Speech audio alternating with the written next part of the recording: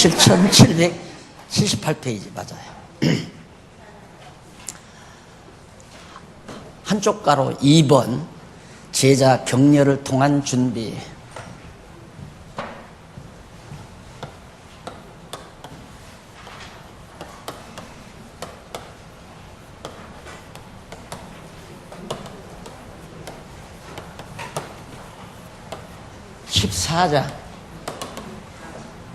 (14장에서) 16장까지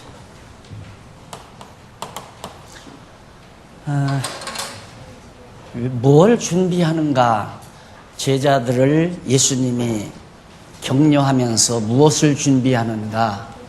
준비하는 일은 아버지께로 가실 준비를 한다는 얘기죠. 3년 동안 제자들과 함께 정말 진지한 시간을 보내시고 이제는 아버지께로 가야 될, 아버지께로부터 오셨으니까, 하늘로부터 오셨으니까 하늘로 가셔야 예수님이 정말 그리스도이시구나, 구약에서 언약된 그리스도가 분명하구나 하는 사실을 확증시켜 줄 수 있기 때문에 예수님은 하나님, 하늘에 계신 아버지께로부터 오셨다가 다시 하늘에 계신 아버지께로 가야만 하는, 그래서 가시는 준비를 하는데, 가실 준비를 하시는데 제자들 격려를 통해서, 제자들은 지금 잘 모르잖아요. 예수님이 어디로 간다는 건지, 예수님이 가신다고 그러니까 어디로 가시려고 그러는지 알지도 못하는 거죠.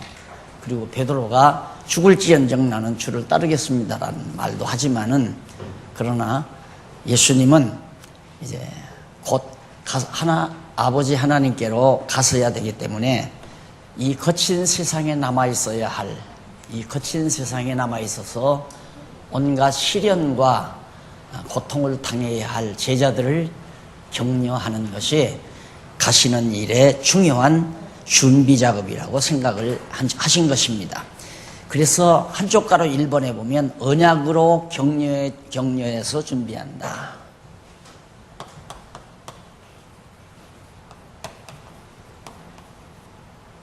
언약으로 격려해 준비함.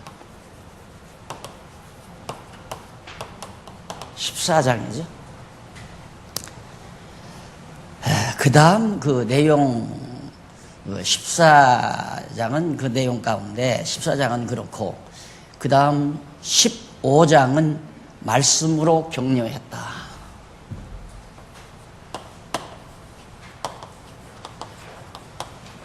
말씀으로 격려해서 준비하고 15장. 그 다음 3번은 16장 예언으로 격려해서,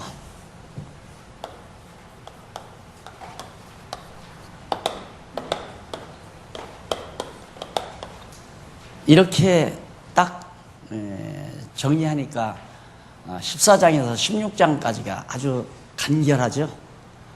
예수님이 하늘에 계신 아버지께로 가시려고 하시면서 지금 여러 가지 준비 작업을 해 가시는데, 첫째는 제자들에게 내가 갔다 다시 온다 약속을 해요. 언약을 해요, 제자들과. 그러니 얼마나 참 중요한 말씀입니까? 그냥 예수님이 훌쩍 떠나버리고 말아버리신다면 제자들만큼 허탈한 게 없죠. 그러나 내가 가는 것이 좋을 뿐만 아니라 내가 가서 너희의 있을 곳 준비해 놓고 내가 다시 오마 하고 약속을 해요. 그리고는 여러 가지 말씀으로 격려를 해줘요. 격려를. 그리고 마지막에는 앞으로 되어질 일을 예언을 해요. 예수님이 지금 이런 준비가 마쳐지면 앞으로 바로 이 앞에 어떤 일이 벌어질 것이라는 걸 미리 예언을 해요. 그렇게 해서 예수님이 격려를 통해서, 제자 격려를 통하여 준비를 해 가시는 작업이다. 그렇게 생각하니까 여러분 아주 쉽죠. 언약, 말씀, 예언, 14장, 15장, 16장 이렇게 딱 정리를 하시면 됩니다. 그러면 우선 언약으로 격려해 주는 내용 가운데 14장 나오는데 1절로 7절에 보면 훌쩍 넘어서 다시 와서 예비한 아버지 집에 함께 있게 한다고 예언을 하죠. 내가 지금 아버지께로 가겠지만은 가고 끝나는 것이 아니라 장차 다시 재림해서 이 땅에 오셔서 아버지 집에 함께, 너희들과 함께 아버지 집에 영원한 천국에 가서 함께 있게 할 것을 언약해 주는 내용이 1절로 7절에 나와요. 그런데 여기 보면 그 앞서 79페이지 중간에 보시면은 줄바꾼 데 나오죠. 그 일찍이 여호와 하나님께서는 모세로 모압 평지에서 그가 죽기 전에 백성 앞에서 후계자 여호수아를 언약으로 격려하도록 섭리하신 내용이 나옵니다. 이제 사해바다고 이렇게 되는데 여기가 모압 요단강, 여기 모압 평지 아니에요. 애굽에서 이스라엘 백성들을 데리고 모세가 여기 모압 평지에 와가지고 여호수아가 어떻게 할 것을 다 모세가 언약을 해요. 너희들 데리고 가나안 땅 들어가서 약속의 땅을 다 나눠주고, 그래서 이제 모세가 죽을 준비를 하죠. 예수님도 사실상 가시려면 먼저 죽어야 되잖아요. 십자가에 못 박혀 죽으실 건데 그걸 예언하는 거거든요. 아버지께로 가기 위해서 내가 죽는다, 이걸 예언하기 위해서 지금 예수님께서 언약을 하시는 건데, 모세도 구약시대에 그렇게 언약하듯이 예수님도 바로 죄와 사망의 법에서 고통당하는 인류를 구원하기 위해서 십자가에 못 박혀 죽으실 것을 내다보면서 이제 바로 제자들에게 언약하는 내용이 여기에 소개된다. 그걸 근거 삼아서 말씀을 드린 겁니다. 그럼 거기 1절에 보면 너희는 마음에 근심하지 말라. 하나님을 믿으니 또 나를 믿어라. 너희들 하나님 믿는다면 나를 믿고 모든 근심 저버려라. 염려와 근심은 불신앙이죠. 믿어지지 아니하면 염려와 근심이 생깁니다. 염려와 근심은 불신앙의 씨앗에서 나오는 거예요. 그러니까 하나님께서 내 일평생을 다 정해놓으시고 이끌어 가신다는 것이 확실히 믿어져 버리면 걱정한다고 해서 어려운 일이 안 오는 것도 아니고, 걱정 안 온다고 해서 와야 될 형통한 일이 안 오는 것도 아니에요. 형통할 때는 형통하게 돼 있고 곤고할 때는 곤고하게 돼 있기 때문에 우리에게는 그냥 여호와 하나님을 믿는 믿음으로 참는 일밖에 없어요. 믿음은 인내를, 근데 불신앙은 근심과 염려를 정확하게 갈라지죠. 그러니까 신앙이 없으면, 믿음이 없으면 근심과 걱정이 생기고, 믿어지면 인내가 오고, 확실하니까 참고 기다려야 돼. 이틀 후에는 내가 보고 싶은 어머니가 고향에 갔다 돌아오신다. 자녀들이 그게 믿어지면 이틀까지 기다리는 거예요. 철든 아이는 그렇잖아요. 똑같은 거죠. 예수님께서 제자들에게 근심하지 말라. 하나님을 믿으니까 또 나를 믿으라. 그러면서 너희 아버지 집에 거할 곳이 많도다. 그렇지 않았으면 너희에게 일렀으리라. 내가 너희를 위하여 처소를 예비하러 가노니. 내가 왜 가는가? 아버지께로 왜 가는가? 내가 아버지 집에 가서 우리들이 영원토록 머물러 살 수 있는 그런 처소를 예비해 놓으려고 내가 먼저 간다. 그러면서 가서 너희를 위하여 처소를 예비하면 내가 다시 와서 너희를 내게로 영접하여 나 있는 곳에 너희도 있게 하리라. 얼마나 소망찬 약속입니까? 언약입니까? 정말 우리들을 참고 기다리면 되겠구나. 예수님이 지금 가는 이유는 우리를 버리려고 가는 게 아니라 우리들을 영원히 아버지 집에서 함께 살기 위하여 준비하시려고 가는구나. 그렇게 언약을 하셔서 근심에 쌓여있는 제자들의 마음을 격려해주고 위로해주는 말씀이 바로 7절까지 소개되고 있습니다. 내가 가는 곳에 그 길을 너희가 알리라. 내가 어디로 가는지 너희가 알게 된다 이 말이에요. 도마가 가로되 주여 어디로 가시는지 우리가 알지 못하거늘 그 길을 어찌 알겠사옵나이까. 지금 전혀 예수님이 어디로 갈지를 우리는 모르고 있는데 우리가 그 길을 어떻게 합니까? 예수께서 가라사대 내가 곧 길이요 진리요 생명이니 나로 말미암지 않고는 아버지께로 올 자가 없느니라. 예수님 길 되신 예수님, 길이요 진리 되신 예수님, 그리고 생명이 되신 예수님을 통하지 않고는 영원한 생명의 나라 하나님의 나라에 갈 수가 없다라고 말씀하시면서 너희가 나를 알았으면 내 아버지도 알았으리로다. 이제부터는 너희가 그를 알았고 또 보았느니라. 자, 가서 예비한다. 그런데 여기 80페이지 7780페이지 밑에서 6째 줄 앞부분 보십시다. 거기 보면 그러자 예수께서 내가 곧 길이요 진리요 생명이니 나로 말미암지 않고는 아버지께로 올 자가 없느니라 하고 가르쳐 주셨다. 다시 말하면 예수님 자신이 아버지께로 가는 영생의 길이며 아버지께로부터 말씀이 육신이 되어 오셨다가 아버지께로 가실 영원한 진리이며 죽었다가 부활하신 영원한 생명이 되신다는 뜻으로 길이요 진리요 생명이라고 말씀했다. 막연하잖아요. 내가 곧 길이요 진리요 생명이라 그랬는데 그 길이 어떠한 길이며 어떠한 진리이며 어떠한 생명인가를 알기 쉽게 여러분에게 소개해드린 대목을 읽어드린 겁니다. 자, 그 다음 14장 8절로 15절 보면 아버지와 하나임을 믿으라며 구하면 시행한다고 언약을 합니다. 자, 빌립이 말합니다. 8절에 빌립이 가로되 주여 아버지를 우리에게 보여주옵소서 그리하면 족하겠나이다. 예수께서 가라사대 빌립아 내가 이렇게 오래 너희와 함께 있으되 네가 나를 알지 못하느냐. 나를 본 자는 아버지를 보았거늘 어찌하여 아버지를 보이라 하느냐. 하나님은 형상이 없으시죠. 영이시기 때문에 신이시기 때문에 형상이 없는데 그런 형상을 우리에게 구체적으로 시간 세계에서 살고 있는 우리들에게 보여주기 위해서 예수님이 말씀이 육신이 되어 이 땅에 오셨거든요. 그러니까 예수님을 본 자는 하나님을 본 거나 똑같다 이거예요. 보이지 않는 신이신 하나님을 본 것이나 다름이 없는데 언제까지 너희와 함께 있어야 너희가 그것을 알겠느냐. 하나님이 보실 때 한심한 거예요. 빌립이 하는 말.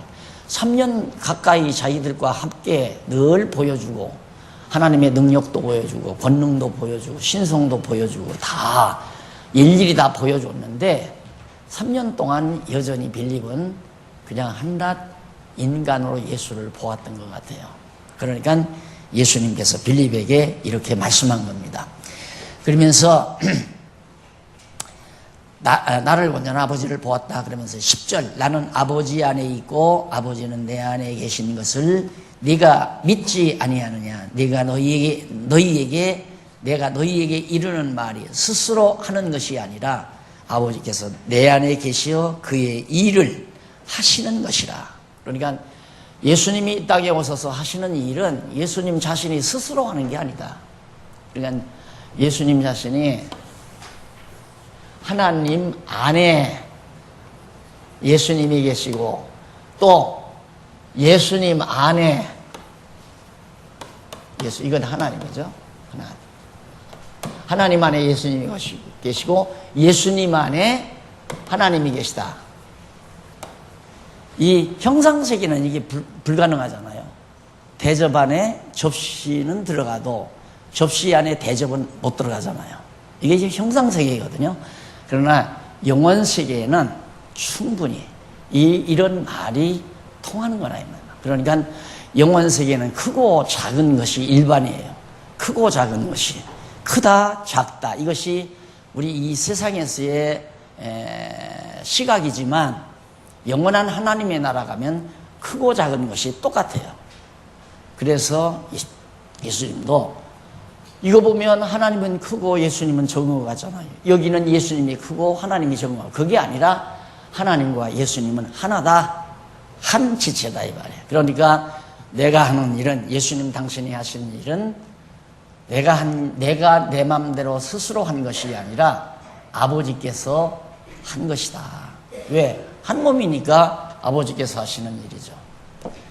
이게 이제 소위 신령한 교회라는 뜻입니다. 신령한 교회.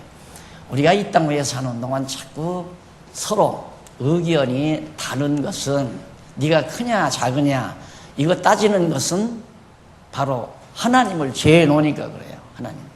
하나님 안에 우리가 다 있거든요. 예수님 안에 우리가 살잖아요. 그리스도 안에서 우리는 다 거하잖아요. 그럼 그리스도 안에 사는 내가, 예수님이 하나님 안에 거하니까 나도 하나님 안에 거하고, 또 우리 안에 하나님이 거하시고 똑같이 그러잖아요. 이렇게만 완벽하게 된다면, 그렇게 완벽이 되려면 육신의 장막을 벗어버려야죠.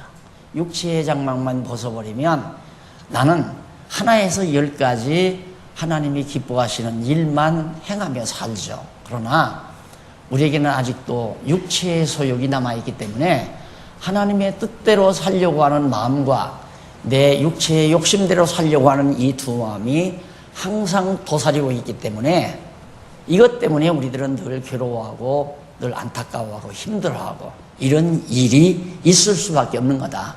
그래서 어떻게든지 내 육체의 소욕을 복종시키면 편안함이 오고, 그걸 복종시키지 못하면 늘 근심도 오고 걱정도 오고 고통도 다가오고, 그건 자연스럽게 오는 거죠. 그래서 제가 늘 그러잖아요. 빨간 불, 파란 불을 잘 분별하는 건 아주 간단하다. 우리가 거리에 나가서 신호등에 파란 것과 빨간 것 분별하듯이 그만큼 분명하게 분별해요. 여러분 마음이 지금 편안하지 않으면 지금 빨간 불이 켜 있는 거예요.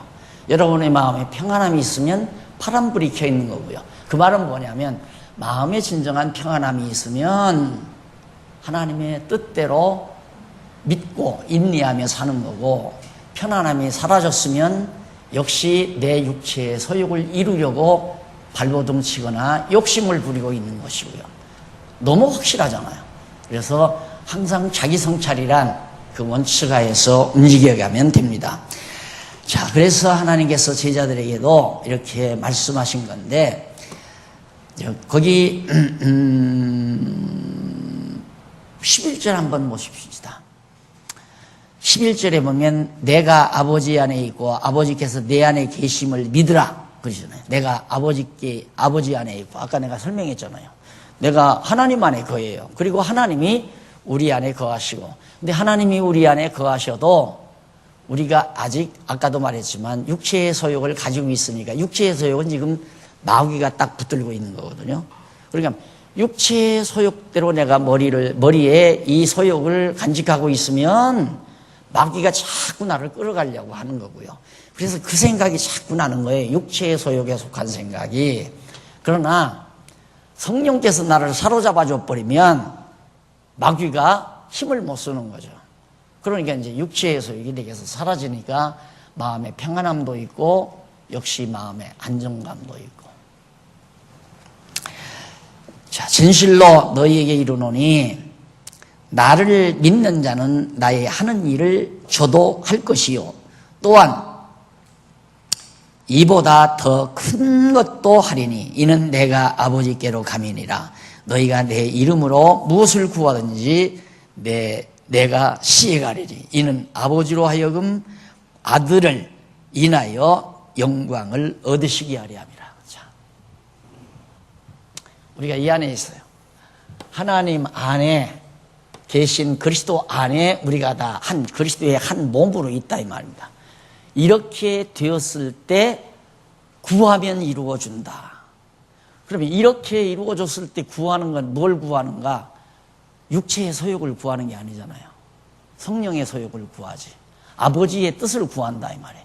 그러니까 이런 상태에서 늘 소원하고 사는 소원은 반드시 그건 이루어지게 되어 있어요. 그 소원은 내 욕심으로 가진 소원이 아니라 하나님의 뜻을 따라 나온 소원이기 때문에 안 이루어질 수가 없는 거예요. 그건 내가 이루어주지 말라고 기도가 안 나오겠지만, 이런 상태에서는 그 일은 이루어주지 마세요 하고 안 나오겠지만, 나온다 하더라도 이루어지게 되어 있어요. 그건 아버지의 뜻이니까. 오늘도 막 나오는데 막 전화가 와서 전화를 받았는데, 어느 노예 시찰 회원들이 지금 몽땅 10월 말경 여기 입소해서 지금 공부를 하겠다고 그 전화가 왔어요. 전화가 와서 아마 내일 오셔서 담당자가 내일 오셔서 구체적으로 하고, 또 지금 인도까지 지금 우리 말씀을 이렇게 퍼나르기 위해서 굉장히 지금 준비하고 있고 10월쯤 간다고 그래요. 근데 그 사람들 우리하면 우리와 아무 관계 없잖아요. 우리 육신과는. 예? 여기 와서 전기 하나만 더 쓰고 물 한 바가지라도 더 쓰는 것 뿐이지 우리에게는 유익이 없어요. 우리 인간적으로 보면. 그러나 우리 마음에 소원이 있잖아요. 이 소중한 진리가 여기에 묻혀지지 아니하고 좀 더 널리 전파됐으면 하는 그런 소원만 가지고 지금 참고 기다리죠, 우리는. 그런데 돼가잖아요. 이루어져 가는 거라 이 말입니다. 또 그리고 엊그저께는 미국에서 문자가 왔는데, 하여튼 이 성경신학 연구소를 전 세계에 알리기 위해서 지금 그 파워포인트를 만들어서 보내라 이거예요. 이거 만들려면 상당히 오래 걸리거든요. 그러면 여러분들 공부하는 모습이라든가 우리 모든 이런 그동안 몇십 년 동안 해왔던 일들을 역사적으로 쫙 정리해서 파워포인트 만들어서 복음방송에다가 그걸 대대적으로 그렇게 해서 당신은 지난번에 왔던 그 진 목사님, 당신은 이 성경신학 연구소가 전 세계에 알려져야 된다는 뜨거운 열정을 당신이 가지고 있대요. 그런다 꼭 좀 그렇게 해서 보내라고. 그런 얘기 들을 때마다 정말 물론 하나님 살아계신 건 분명하죠. 하나님 살아계신 건 분명하지만 어떻게 우리 안에 소원을 주고, 우리가 뭐 대단한 능력이 있는 것도 아니고 대단한 재물이 있는 것도 아닌데 우리 안에 소원을 주고 소원대로 이루어 주시는가, 이런 생각을 하면서 제가 나왔습니다만은, 이러니까 이루어지는 거예요. 우리가 이 밖으로 떨어져 나가는 건 이건 벌써 육체의 소욕대로 내가 살 수밖에 없는. 그래서 지금 예수님께서 내가 지금 아버지께로 가더라도 너희들 걱정하지 말아라. 언약이에요. 이렇게 해주시겠다 이거예요. 그러니까 성경을 잘못 보면 너희들 내가 가더라도 그리스도 밖을 떠나지 말아라 이 말이 아니에요. 그리스도 밖을 너 떠나면 안 된다 이게 아니라, 너희들 다 내 안에 있고 내가 하나님 안에 있고 이게 다 우리 같이 있으니까 너희들이 뭘 구하든지 다 이루어준다. 언약이에요, 약속. 예? 그러니까 반드시 된다니까요. 내 욕심이 아닌 하나님의 뜻대로 가지는 소원은 천하없는 난리가 벌어져도 그 일은 이루어지게 돼 있어요. 그러니까 그걸 참고 기다리는. 그래 우리 항상 여러분 많이 들었잖아요. 우리 이제는 배우는 것보다 보고 살자. 하나님의 하시는 일을 눈으로 보고 살자. 욥기 배우잖아요, 여러분. 욥이 하나님을 귀로만 들었었더니 배웠다 이 말이에요. 하나님만 귀로 듣고 배웠는데 이제는 눈으로 보나이다 그러잖아요. 업된다. 그래서 우리 정한중앙교회 성도님들의 신앙이 이제는 하나님 하시는 일을 하나하나 보면서 정말 귀로 듣던 신앙이 눈으로 보는 신앙으로 성장하는 계기가 됐으면 하는 것이 제 늘 바람이죠. 소원은 그거 하나밖에 없습니다. 하나님께서 우리를 세상에 남겨두셨으니까 어떻게든지 하나님의 뜻에 소중하게 쓰임받기를 원하고, 그 쓰임받는 것은 하나님의 뜻대로 하는 일의 한 도구로 사용되시려고 우리를 이 세상에 머물러 두실 거 아닙니까? 무엇 때문에 이 세상에 머물러 두겠어요? 불러가시지. 그러나 머물러 두는 것은 아직도 작게든 크게든 귀하게든 천하게든 하나님이 쓰실 용도가 있기 때문에 우리 이 땅에 남겨두신 것이니까 그 뜻은 반드시 이루어진다. 제자들에게 그런 언약을 항상 해주세요. 제자들 격려하면서 너희들이 어떻게 하면 내가 이렇게 해준다. 너희들 나가더라도 흐트러지지 말고 말 잘 듣고 나한테 배운 거 공부 열심히 하고 그렇게 잘 있으면 아버지 집에 가지만 그러지 않으면 아버지 집에서 너희들 탈락된다. 그게 아니라 계획된 대로 예수님이 약속을 하는 거예요. 언약을. 너희들 걱정하지 말라. 아무 염려하지 말라. 너희는 내 안에 있고 내가 하나님 안에 있다. 다 내가 가서 아버지 집에 가서 준비해놓고 너희들 데리러 오겠다. 이런 엄청난 약속을 지금 앞부분에서 하고 계속해서 격려를 해주잖아요. 자, 그 다음에 이제 그 뒷부분 조금 보고 넘어가십시다. 두하든지 다 이루어준다 하고서 13절, 14절. 그 이루어주는 목적이 어디 있냐면 아버지로 하여금 아들을 인하여 영광을 얻으시게, 즉 하나님의 영광이 드러나게 하기 위해서 그렇게 다 우리에게 소원으로서 이루어준다. 14절, 내 이름으로 무엇인지 내게 구하면 내가 시행하리라. 너희가 나를 사랑하면 나의 계명을 지키리라. 너희가 나를 사랑하면 나의 계명을 지키리라. 여기서 너희가 나를 사랑하면 계명을 지킨다는 말은 조건문이 아니에요. 조건문이 아니라 너희들이 나를 지금 사랑하기 때문에 정말 하나님의 계명을 지키는 거다. 그러니까 하나님의 계명을 지키는 것은 예수님 당신을 제자들이 사랑하는 거다. 왜 그러냐면 제자들이 지금 끝까지 예수님 따르면서 예수님 좋아하고 사랑하고 그러잖아요. 그러니까 예수님 떠난다니까 지금 근심 걱정이 쌓인 거란 말입니다. 그러니까 너희들이 나를 이렇게 사랑하는 것이 바로 계명을 지키는 것이다. 아무 걱정하지 말아라. 이러면서 16절로 24절에서 16절로 24절, 진리의 영을 보낼 것과 가서 거처를 마련할 것을 예언하는 내용입니다. 언약하는 내용. 진리의 영. 이게 얼마나 중요한지 모르죠. 진리의 영. 왜 그러냐면 지금도 마찬가지예요. 예수님 때도 마찬가지지만 예수님이 무슨 말을 해도 못 알아들어요. 못 깨달아요. 그것이 이제 하나님의 말씀의 특성이 그렇습니다. 하나님의 말씀은 우리들이 그냥 듣고 깨달을 수 없는 이유가 뭐냐면 말의 언어의 그 핵심이 달라요. 언어의 핵심이. 그러니까 우리들이 보통 나누는 언어는 주어가 인간 아니에요. 어떤 말이든지 인간이 주어예요. 내가, 그가 전부 인간이 주어예요. 그런데 하나님의 말씀은 주어가 하나님이에요. 하나님께서 나로 하여금, 나는 이제 본주어가 아니에요. 가주어예요. 쉽게 말하면. 본주어는 하나님께서 나로 하여금 여차 하게 하셨다. 그런 말은 세상에 어떤 문구에도 없거든요. 그러니까 초등학교에서부터 대학원까지 모든 교재를 다 보아도 지금 내가 말하는 듯이 간단하게 하나님께서 인간으로 하여금 이렇게 하게 하셨다. 이런 언어는 없다 이 말이에요. 그러니까 말이 틀리니까 주어가 다르다는 말은 말이 엄청 다르다는 얘기거든요.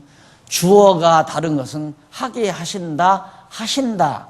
하나님이 주어일 때는 하게 하신다. 이렇게 하나님이 하신다. 그런데 내가 주어일 때는 내가 했다. 내가 한다. 이렇게 되어버리잖아요. 하게 하신다가 안 나와요. 그러니까 그만큼 언어가 다르기 때문에 듣기는 듣는데 무슨 말인지 잘 모른단 말이에요. 그러니까 우리 교회 새로 오신 분들 제가 신입부에서 얘기를 이렇게 들어보면요. 여기 들어오면 무슨 말인지 처음 와서는 못 알아듣겠대요. 그래서 이제 신입부 거쳐서 예고 한번 거쳐서 이렇게 공부 좀 하고 나면 이제 같이 알아듣는 거죠. 그게 바로 지혜의 영, 성령께서 우리에게 감동하셔서 깨닫게 하지 아니하면 깨달을 수가 없네요. 왜? 성령으로 감동해서 기록된 거니까. 그래서 예수님이 가서 보혜사 성령 보내겠다. 진짜 좋은 선생님 보내겠다고 말이에요. 예수님은 아무리 내가 너희에게 말을 해도 못 알아들으니까 깨닫지를 못하니까 내가 가서 정말 너희들에게 잘 가르쳐 줄 수 있는 보혜사 성령을 보낼 거니까 거기 언약하고 있잖아요. 성령 보낸다고. 그리고 거처 가서 너희들과 함께 있을 하나님의 나라, 너희들의 아름다운 거처를 내가 다 준비해 놓겠다고 언약하는 내용이 바로 지금 16절부터 나오거든요. 아마 많이 읽으셔서 집에서 읽어보셔도 다 아시겠지만 잠깐 읽어보고 이제 지나가십시다. 자, 거기 보면 17절에 저는 진리의 영이라 세상은 능히 저를 받지 못하나니 이는 저를 보지도 못하고 알지도 못함이라. 그러나 너희는 저를 아나니 저는 너희와 함께 거하실 것이요 또 너희 속에 거하시면 거하시겠음이니라. 자, 세상, 그러니까 여기서 세상이라는 말은 불택자를 말하는 거죠. 믿지 아니한 자들에게는 성령이 역사하네요. 그러니까 못 알아듣는 거죠. 그러니까 하나님의 말씀을 지금 알아듣고 깨닫는다는 것은 보혜사 성령이 지금 같이 한다는 얘기거든요. 우리 속에 계셔서 항상 보혜사 성령이 우리와 함께 한다. 그러니까 진리를 깨닫게 된다 이거예요. 세상 사람들은 성령 알지도 못한다 이거예요. 그래서 성령의 임무가 진리인 계시, 성경 계시를 기록하는 일이고 계시를 깨달아 알게 하는 일이고 이 둘 아니에요? 진리를 계시해서 계시된 진리를 깨달아 알게 해가지고 그 다음 또 하나 나오는 것이 교회 설립, 교회를 이루게 하는, 그리스도의 몸을 이루게 하는. 이렇게 해서 아는 것과 같이 알면 같이 믿잖아요. 같이 알면 같이 믿으니까 그래서 한 지체가 되는 거예요. 이 교회라고 하는 것은 절대 인간의 조직으로 교회가 아니에요. 교회는 아는 것과 믿는 것으로만 하나가 돼야 돼요. 그게 순수한 교회다. 그런데 기존의 교회는 거기다가 조직이라고 하는 거예요. 조직교회가 보이는 교회고 그다음 보이지 않는 교회는 소위 진짜 신령한 교회. 그러니까 아직 태어나지 않은 사람이나 과거에 태어났다가 믿고 죽은 사람, 없지 그 사람. 그리고 현재 우리들이 이렇게 살아있는 사람도 어떤 사람이 진짜 그리스도의 지체인지 이렇게 보고는 모르잖아요. 잘 안 보인단 말입니다. 저 사람이 그리스도에게 붙어있나 안 붙어있나 이걸 모르니까 그걸 보이지 아니하는 교회라고 기존의 교회신학에 여러분 배우셨겠죠. 그거 다 잘못된 거죠. 교회는 딱 하나예요. 뭐 보이는 교회, 보이지 않는 교회 그거 없어요. 신령한 교회. 신령한 교회란 믿는 것과 아는 것으로만 서로 연결되는 거예요. 그리스도 안에서 이렇게 딱 그리스도 안에서 하나가 되져 버리는 거. 미국에 있건 영국에 있건 뭐 일본에 있건 아무 상관이 없어요. 다. 그러니까 믿는 것과 아는 것이 하나 된 우리들은 이렇게 그래도 가까이 살아서 일주일에 한 번씩 보잖아요. 그러나 멀리 떨어져 있는 사람은 못 보잖아요. 근데 보고 싶잖아요. 어디 미국에서 아니면 인도에서 지금 인도에 우리 여기 왔다 간 목사님들이 너무너무 공부를 하고 싶으니까 지금 거기 관계자가 지금 10월 말에 교재를 가지고 가가지고 거기서 이제 교육을 하려고 가신다는 거죠. 보고 싶잖아요. 우리와 아는 것과 믿는 것이 같으니까. 보고 싶으면 1년에 한 번 볼 수도 있고 안 그러면 요즘에 좋은 건 나왔더라니까. 그 뭐에 난 전자 그거 잘 몰라가지고 내가 안 해봐서 요만한 거 있어요. 노트보다 조금 작은 거. 그냥 얼굴 다 나와요. 돈도 안 들어가요. 그건 뭐 송신하는데 전혀 돈도 안 들어간대. 1시간을 해도 돈 하나 안 들어가고. 그래서 내가 그런 생각을 했어요. 사이버 교회. 그런 거 이렇게 원탁에다가 하나, 둘, 셋, 넷, 7, 8개 딱 놔두고 영국에서 공부하는 사람, 미국에서 공부하는 사람, 호주에서 공부하는 사람 거기 쫙 들어와서 얼굴 다 나오잖아요. 내 얼굴도 거기에 다 나가요. 가리키는 사람 내 얼굴도. 둘러앉아서 성경 가르치는 일이 이런 엄청난 일을 하나님께서 준비해 놓으셨다 생각하니까 흥분이 되더라고요. 그러니까 우리는 온 세계가 교회는 하나밖에 없잖아요. 머리가 예수 그리스도 한 분이니까 네 교회 내 교회란 없는 거예요. 그건 네 교회 내 교회 찾은 건 교회 지도자들이 특히 목사님들이 자기 기반 구축하기 위해서 이건 내 교회다 그렇게 해가지고 지금 기존 교회가 그렇게 만들어 놓은 거지 다 그리스도 안에 알게 해서 성령이 그 계시해서 신구약 성경을 계시해서 그걸 읽고 배우는 자들로 하여금 알게 해가지고 같은 성경을 똑같이 하니까 한 교회가 이루어지잖아요. 똑같이 가르쳐야 돼요. 똑같이. 왜? 성령이 가르친다면 똑같은 걸 가르친다 이 말이에요. 그렇잖아요. 사람이 가르친다면 자기 맛대로 이렇게도 가르치고 저렇게도 가르치지만 성령께서 가르친 건 성경만, 계시 성경만 무슨 뜻인지 풀어만 주면 돼요. 이게 무슨 뜻인지 더 덧붙일 필요도 없어요. 이 성경은 이런 뜻입니다. 아, 그렇구나. 알잖아요. 알면 아하, 아는 것이 같은 사람끼리. 예를 들면 지금 요 14장 우리가 공부하는데 이 14장 내용은 그리스도 안에 있어야 하나님께서 하나님 나라 예비한 그 장소에 데려간다고 그랬다. 그럼 우리하고 틀리잖아요. 우리하고 틀린단 말입니다. 얼른 지나가면 틀렸는지 맞았는지도 몰라요. 여러분, 그리스도를 떠나지 아니하고 그리스도를 사랑하면 그리스도께서 예비한 그 나라 갈 수 있습니다. 틀렸어요? 맞았어요? 틀렸잖아요. 전혀 틀리단 말입니다. 근데 얼핏 듣고 들어가면 똑같은 것 같아요. 근데 우리는 그게 아니잖아요. 이미 하나님께서 그리스도 안에 있는 제자들을 다 사랑하시고 선택했기 때문에 그들은 그리스도 안에 거하게 되고 그리스도 안에 거하는 그들을 위해서 예수님이 가서 하나님 나라에 있을 곳을 예비해 놓는다고 하셨습니다. 언약 아니에요. 그건 언약. 이마만큼 하늘과 땅 차이로 내용이 다르다. 그러니까 앞에서처럼 아는 사람하고는 우리는 같이 할 수가 없어요. 언어가 안 통하니까. 같이 한다고 하다가는 싸움이 벌어져야지. 네가 옳으냐 내가 옳으냐 이 싸움이 벌어진다. 그래서 아는 것과 믿는 것이 하나 되는 것이 매우 중요하기 때문에 꼭 공부를 할 수밖에 없다. 이 공부하려면 우리가 좀 부담을 많이 느끼는데 이 공부는 부담 느끼는 공부가 아니에요. 성령께서 깨달아 알게 하기 때문에 아는 것만큼 신바람 나는 게 어디 있어요. 몰랐다가 하나 알게 되면 막 희열이 북받치잖아요. 몰랐던 것을 하나 깨닫게 되면 그 기쁨과 즐거움을 같이 하는 성도들이 바로 교회다. 하나의 교회다. 같은 장소에 앉았어도 믿는 것과 아는 것이 다르면 하나의 교회가 될 수가 없다. 자꾸 이질감이 생기고 갈등이 빚어지고 그런 것들이 몸으로 비하면 이제 신경들처럼 쑤시고 아프고 어디 통증이 있고 이런 거나 똑같은 거죠. 이게 교회가 모든 성도가 아는 것과 믿는 것이 같으면 편안하고 즐겁고 건강하지만 그거 약간이라도 차이가 있으면 여기저기 갈등이 빚어지고 소란이 일어나고 아픔이 있고 이런 일들이 세상 교회는 어쩔 수가 없어요. 완벽할 수는 없으니까. 그래서 그런 현상이 나타난다. 자, 그 다음에 보면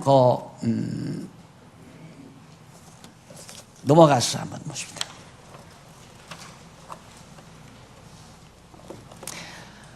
넘어가서 거기 하나 정리하고 넘어가십니다. 7785페이지에 보면 어떤 내용이 나오느냐면 이쪽 그 전 페이지에서부터 봐야 되겠네요. 전 페이지 세 번째 줄 밑에서 세 번째 줄 뒷부분에 보면 그러자 예수께서 사람이 예수님을 사랑하면 내 말을 지키리니 내 아버지께서 저를 사랑하실 것이요 우리가 저에게 와서 저를 저와 함께 하리라고 언약하셨다. 그 내용 중 우리가 이 번역된 본문 내용으로 보면 사람이 나를 사랑하면 조건으로 우리 이해하기 쉽잖아요. 사랑하는 조건에 의해서 하나님께서 내 말을 지키리니 하나님의 말씀을 지키리니 내 아버지께서 저를 사랑하실 것이다. 그래 우리가 먼저 하나님을 사랑해야 내가 하나님을 사랑한다. 하나님이 나를 사랑한다. 요한일서에도 그런 내용이 나오죠. 이런 부분들이 굉장히 예민한 부분이에요. 그러니까 그런 부분들을 우리가 깔끔하게 정리하기 위해서는 여러분들이 강론집을 자세히 참고하면 너무너무 쉽게 정리가 돼 있어요. 그러니까 그런 것들에 끊임없이 이게 조건문이 아니로구나. 내가 하나님을 사랑한다는 건 벌써 하나님이 날 사랑하고 있다는 증거라는 얘기예요. 내가 하나님을 사랑해야 하나님이 날 사랑한다는 말이 아니라 내가 하나님을 사랑하고 있다는 것은 하나님께서 벌써 나를 사랑했다는 증거. 그렇게 이해를 하셔야 올바로 이 문맥을 바로 하는 거예요. 그런데 그 문장 가운데 그 제일 끝에 84페이지 제일 끝에 뒷부분에 보면 여기 우리가 저에게 와서 거처를 저와 함께 하리라. 이게 말이 안 되잖아요. 우리가 저에게 와서 거처를 사는 장소를 저와 함께 하리라. 이런 게 납득이 안 가면 이제 아리송한 거죠. 그런데 그 내용을 여러분 거기 자세히 풀어서 가르쳐 드리겠잖아요. 헬라어로 말하자면 바로 지금 제가 거기 소개한 대로 그 본문이 바로 그런 내용인데 세 번째 줄 뒷부분 보세요. 이쪽 85페이지 뒷부분 보면 이는 그 문장은 아까 제가 읽어드린 우리가 저에게 와서 거처를 저와 함께 하리라는 이 문장. 이는 우리가 그분에게로 가서, 그러니까 우리가 하나님께로 가서 그 말이에요. 너희들과 내가 이제 하나님께로 가서 그분 곁에, 하나님 곁에 처소를 마련한 것이다. 처소를 거기서 정하고 살게 될 것이다. 번역 잘했죠? 제가. 네. 그 말이에요. 그리고 우리가 얼른 납득이 가잖아요. 그런데 그 앞에서 문장은 도저히 납득이 안 가요. 이게 무슨 문장인지, 무슨 얘기인지. 그러니까 예수님이 오셔서 제자들과 함께 이제 한 몸이 돼가지고 아버지께로 가서 아버지 곁에서, 아버지 곁에란 말은 함께란 말과도 같아요. 아버지 곁에 마련한 아버지께서 다스려가는 하나님 나라 처소에서 우리가 함께 거처를 정하고 살게 될 것이다 라고 하는 것을 언약하면서 격려해 주는 내용. 아무 걱정하지 말라. 너희를 더 좋게 하려고 내가 잠시 떠나는 것이니까 그 말이죠. 그 다음 14장 25절로부터 31절에 보면 성령의 가르침과 평안할 것과 말씀을 이룰 것을 언약을 합니다. 성령의 가르침. 아까 다 말씀드렸죠. 성령께서 알도록 다 가르쳐 줄 것이다. 지금까지 왜 성경을 자세히 몰랐는가? 자세히 성경을 모르는 건 성령께서 아직 안 가르쳐 줬어. 미숙하게 가르쳐 주니까 아는 것이 다 달라요. 그러니까 싸움들이 일어난단 말입니다. 감리교와 성결교가 싸우고 성결교와 장로교가 싸우고 뭐 오순절과 무슨 침례교가 싸우고 서로 교파들끼리 내가 옳다 이렇게 할 수밖에 없는. 왜? 아직 미숙한 상태니까, 어린 상태니까. 그런데 이것이 온전한 것이 다 드러나게 되면, 성경의 온전한 뜻이 드러나게 되면 감리교, 성결교, 침례교 이런 게 어디 있어요? 다 그리스도의 몸된 교회죠. 그러니까 지금 현재 분명히 제가 성경을 보면서 이렇게 가르쳐 보면 이게 틀림없는데, 너무너무 틀림없는데, 믿는 것과 아는 것이, 성경은 한 권이니까 성경만 똑같이 깨달으면 다 한 마음 한 뜻이 되는 것이 너무 분명한데 그게 안 해봤잖아요. 이게 그게 안 해보고 우리도 할 수 없이 기존 총회에 들어가서 기존 제도하에서 우물우물 20-30년 넘기고 말았단 말입니다. 근데 학수고대 이 소원이 뭐냐면 이 너무 분명한데 좀 보고 살고 싶다. 감리교고 성결교고 침례교고 할 것 없이 모두가 다 진리 안에서 그냥 다 형제처럼 한 몸처럼 되지는 모습을. 그런데 그게 요즘 점점 나타나잖아요. 침례교 목사도 상관없어요. 오순절교회 목사도 상관없고 장로교, 감리교 목사도 상관없고 오기만 오면 다 한 덩어리예요. 공부 많이도 안 해요. 한 2박 3일, 길게 하면 2박 3일 아니면 1박 2일 딱 하고 나면 감리교 목사, 성결교 목사 담 다 헐어져 버리고 말아요. 아, 목사님 이거네요. 바로 이거네요. 제가 그렇게 찾고 싶었던 진리가 바로 이것이네요. 감리교 목사도 오순절교 목사도 다 한 마음 한 뜻으로 고백하는 것을 이렇게 보게 되면 너무 분명하단 말입니다. 이게 아는 것과 믿는 것으로 하나 되는 거. 이게 안 되면 교회는 싸우게 되어 있어요. 감리교와 성결교가 싸우고 구교와 신교가 싸우고 천주교하고 개신교하고 싸우고 이거 안 싸울 수가 없죠. 구교는 완전히 성경을 무시해버리고 엉터리로 가리키니까 개신교는 그래도 성경대로 해보려고 하니까 다르니까 이게 서로 막 총칼 들이대고 전쟁까지 했잖아요. 네, 우리의 싸울 것은 무기로 싸우는 것도 아니고 총칼로 싸우는 건 아니죠. 그걸 잘했다고 내가 긍정적으로 말하는 건 아닙니다. 그만큼 진리 싸움이라는 게 무섭다는 거. 그래서 성령의 가르침과 평안할 것과 말씀을 이룰 것을, 이 세 가지예요. 교육, 그 다음 평안, 성취. 그 내용이 바로 지금 25절로 31절까지 나와요. 이걸 언약을 해요. 내가 성령이 와서 잘 가르쳐 준다. 그러면 너희 마음이 참 평안할 것이다. 여러분 직접 경험해 보잖아요. 공부하면 자기도 모르게 마음이 편안해지잖아요. 마음이 사분하다가도 공부하면 마음이 평안해져요. 평안해진 다음에 그 다음 어떻게 되나? 그 말씀이 그대로 예수님께서 하신 말씀, 지금 언약의 말씀이 그대로 다 성취된다. 그걸 언약하는 내용의 말씀이 31절까지 소개됐습니다.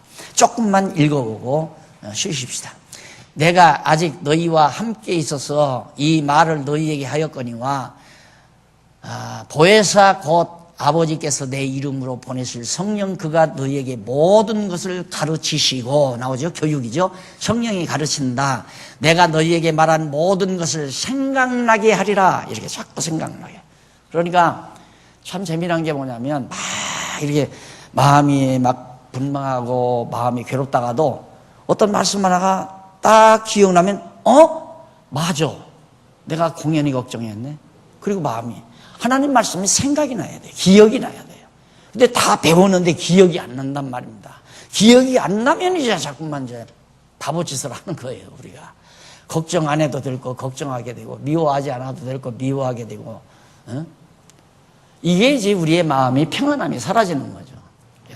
깨달아서 기억나게 한다. 자꾸 기억 안 나면 이제 치매 환자죠. 기억이 나야죠. 이게 치매가 되고 안 되는 것도 성령의 역사예요. 근데 보세요. 우리 권사님들 저렇게 연세가 많으신데도 치매기 있는 분이 한 분이 없어. 이게 다 자꾸 하나님 말씀에 기억이 나니까 마음의 평안함을 가지고 살기 때문에 그런 겁니다. 그래서 결국 하나님께서, 예수님께서 언약한 말씀대로 다 이루어줍니다. 끝부분 한번 잠깐 읽어보고.